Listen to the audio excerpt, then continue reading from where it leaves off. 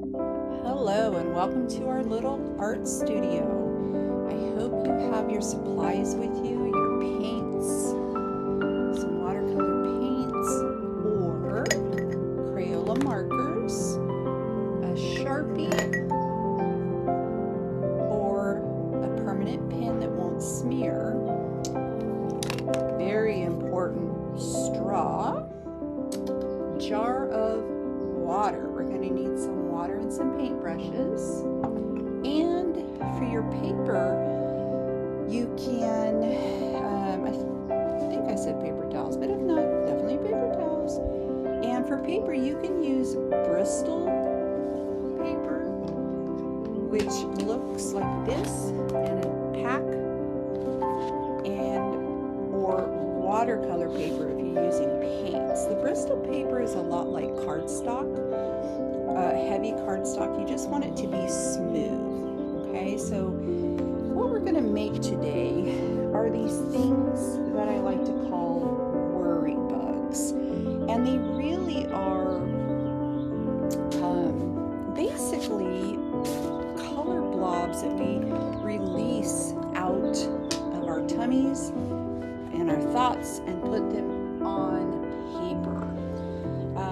I don't know about you guys, but I get those nervous bugs, those nervous feelings in my stomach when I am thinking about something I'm not sure about, if I'm going to be successful at, or I might be nervous to go to the dentist, or maybe maybe testing, right? Even adults get nervous about testing. So these little worry bugs are going to help you release any of the anxiety or stress that you might feel around testing, and put it down on your paper and create a little worry bug. And let me see if I can show you an example of a little sneak peek of what a worry bug. Oh, there he is. Don't look too quickly. I took it away. We'll see what we're gonna make. All right, so the first thing you want to think about is if you have pan watercolors, right? Your watercolor paints in a pan like this, you do want to activate it, which just means take a spray bottle and spray it with water, or take your paintbrush and add water to all your paints and kind of let them sit there for a good 10 minutes with a big puddle of water in them. What that does is activate the pigment or the colors in your paint. I often forget to do this because I am impatient. You will hear me say that over and over again. But boy, am I not. I'm impatient on like waiting for things to dry, that kind of stuff. But when you are going to work with your watercolor paints, do add the water. Let it sit there for 5 or so minutes. I've done it prior to the video so that it loosens up the paint. Me, who is impatient, I'll just get them wet and then I'm like digging in there to try to get paint out of that. That's not what you want to do. Okay, so the technique is going to be, we will apply a blob of water to our watercolor paper, and we'll pick up some paint, we'll drop it in the center of that water blob, we'll breathe in through our nose at a count of 4 and exhale through the straw. Pretty strong but slow, and push all of that worry or all of that stress about anything you're thinking about onto the paper and let it spread the color. I'll show you. So first things first, we get our paper wet, right? We're going to get a big blob of water on there. One of the things about watercolor is it really, when you add the paint, the water itself, I've colored it a little bit so you can see, the paint itself won't really go beyond the boundary of that water. But we get in there and really blow. Okay, so take a look. nose, out through the straw.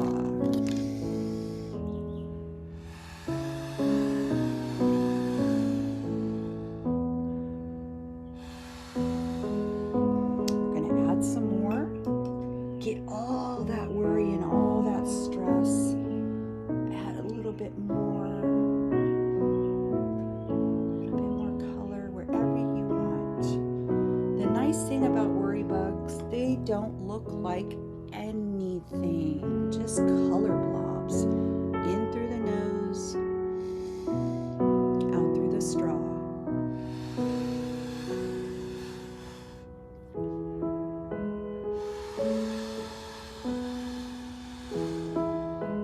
Okay, now that looks like nothing, but it's gonna be something. So let me show you what we have here.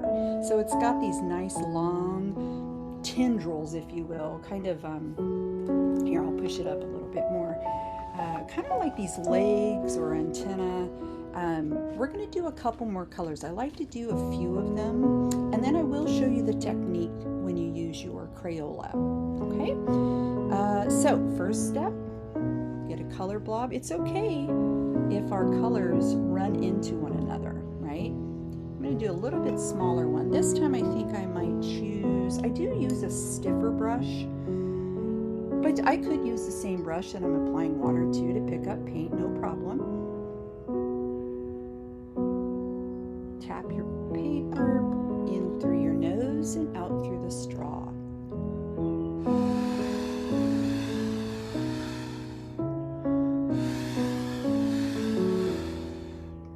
See how there is this barrier, right? They're right next to each other and I want them to join in, right? Who doesn't want to talk with a friend about how stressed we might be feeling? So I have to actually go in and give it a path, a little kind of water bridge, if you will. Now I'm going to pick up more paint. Let's see if we can get them to talk to one another. In through your nose.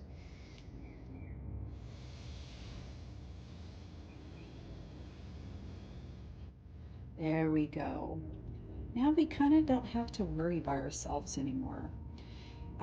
This is a beautiful technique because it does slow down your breathing and you're releasing what you're feeling in your tummy or in your thoughts and putting it down on the paper. But we're actually going to give these worry bugs some eyes. So, because we might want to talk to them or reassure them or something. So I just take a little bit of paper towel. You can do it with a cotton ball or a Q-tip, and this is just subtracting the paint, so you're just lifting the paint. Let it absorb into your paper towel. Maybe move it around. Ah, look at that.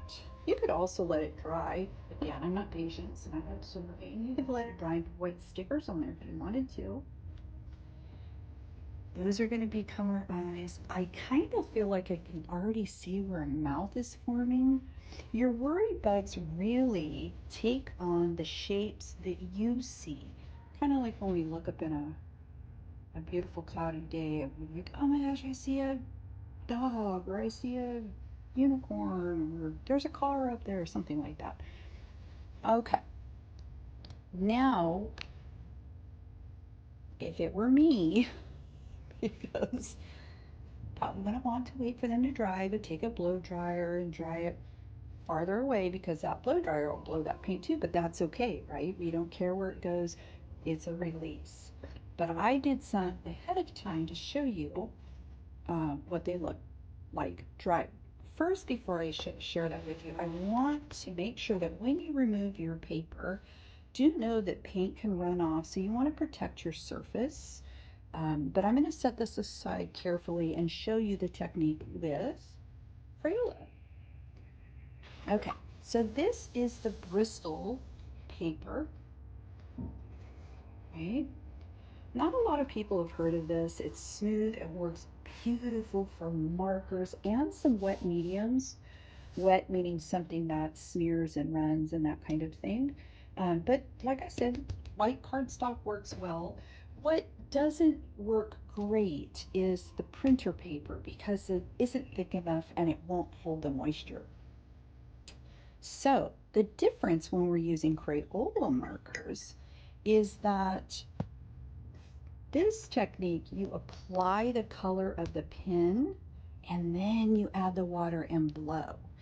We can't add the water first like our watercolor paints because then we're taking our pen and our pen's getting all goopy. So first, you're just gonna make it nothing. Just get some color blobs down there.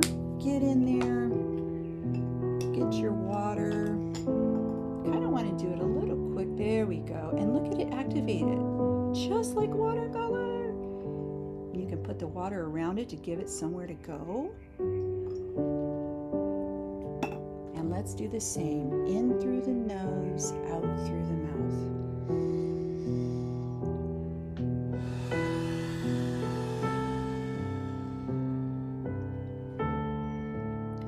In through the nose, out through the mouth.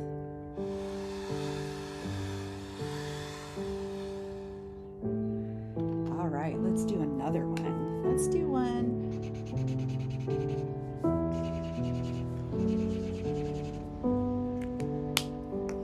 Get my color, my water to activate it. Oh, it's just so cool. Crayola, that particular brand, does work exceptionally well for, I think I want to do some yellow. Do I have any? I do have some yellow. Crayola works exceptionally well. I don't know if that yellow is going to work because that looks like highlighter yellow. But back to Crayola. They're the way they design their markers, the moisture in them and the color base is very rich. So they work really well for watercolor techniques. I'm not sure about a bunch of other markers, but here we go. In through the nose and out through the mouth, through the straw.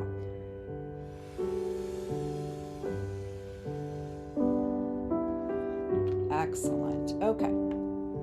Now I'm going to set this aside. Now you can also go in and absorb some of that, right? Maybe you don't want it to be that long. Maybe this is going to be,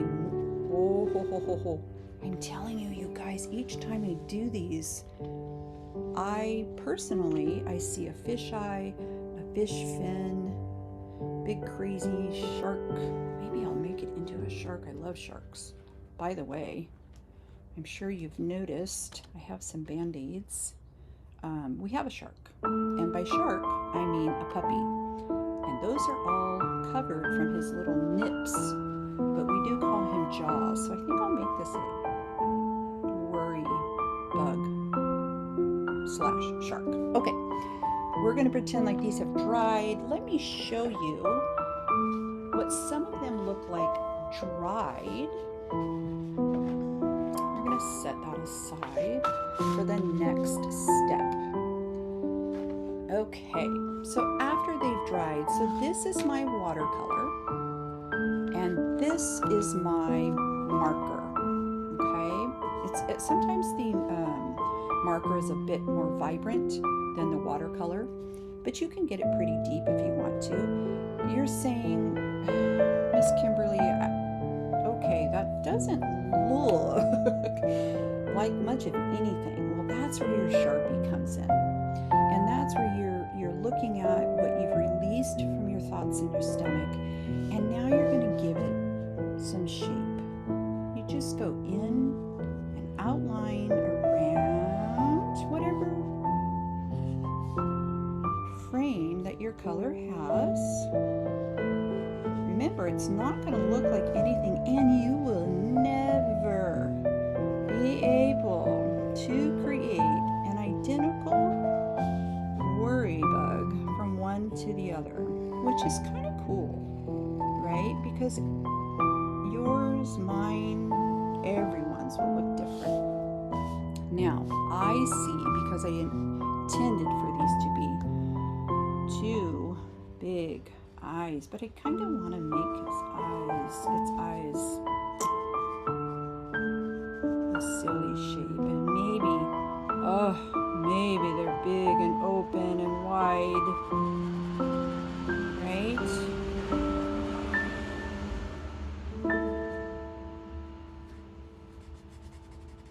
You can put your marks down however you want to. Maybe he's just so nervous, right? Eyebrows are raised up high. But the nice thing is, he can hold our worry.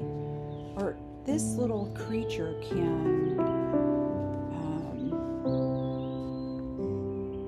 that could be our picture of stress or nervousness. I would like to make this a little hand, because that looks like a thumb. That looks like a crazy thumb. Maybe he has really long fingers. Maybe he's getting ready to push an answer on a test and he's just not sure. I would probably tell him, take his best guess. Maybe we give him, I don't know, some little lips, maybe a little tongue in there. But you can also color, now, see, now I want to color that all in. And you can make those choices as you go along. I think I'll just do it like this. Get my nice, big, thick Sharpie. Fill that all in. I think some of the things I wanted to know about, if you were nervous about choosing an answer, is you make your best guess, right? If you don't know, you just make your best guess and go on. And then you can reassure it that it will all be okay. All right, so there's one. Now, this little guy I saw with these little eyes, kind of like kidney bean eyes, this itty bitty nose, and this silly little mouth down here with chompers. Maybe this friend, this worry bug, is going to check on his friend up there and let him know, don't worry, worry bug. I'm coming to chomp away at any stress you might have. So let's give him some chompers. Yep, these are the kind of teeth that my puppy has. I'm pretty sure when I looked in his mouth that there was an extra row. Just like sharks. Okay. Here we go. I think he should have crazy hair. I'm just going to trace around all of that color that I see. The fun thing is, now it doesn't feel so scary, does it? When you put it out and you release it and give it some eyes, maybe a nose and a mouth, and know that you can always give your worry bug or worry creature a friend, right? You don't have to do it all alone. Okay. One of the things I love to do, guys, is I will cut out around them, not perfectly, but like how this one was. I just cut around them. The nice thing, and I'll do that often before I even draw faces on them. But I'll take it and then because I have it cut out, I can rotate it and ask myself, do I see anything if I turn it this way? Now, I just saw a little itty bitty face. Can you guys see that little baby worry bug getting out there? Maybe riding on this hippo bug. I don't know. But the nice thing is when you cut around them, you can just rotate it around and find what you find. Okay? Then, after all of that is done, I will take them, and you don't have to have a canvas to do this. You could have it just on a piece of cardboard, and I will I'll take them and glue them down on my canvas and keep adding to them, okay? So that I can kind of name them and name what I am worried about, or let me zoom out a little bit for you. It's nice to be able to name them. This guy's called testing. This guy might be so nervous about the results, but maybe he doesn't realize that nobody even sees them, right? Just yourself and your parents or grandparents or whoever you want to share them with. I don't know what to name him, because sometimes we're not just stressed about testing. We could be stressed. Oh my goodness, I know when, as a teacher, to run the test, I would get nervous about my computer breaking. So maybe I'll name him my computer worry bug. Okay, that's it. I hope you join us in our next video. And thank you for being a part of our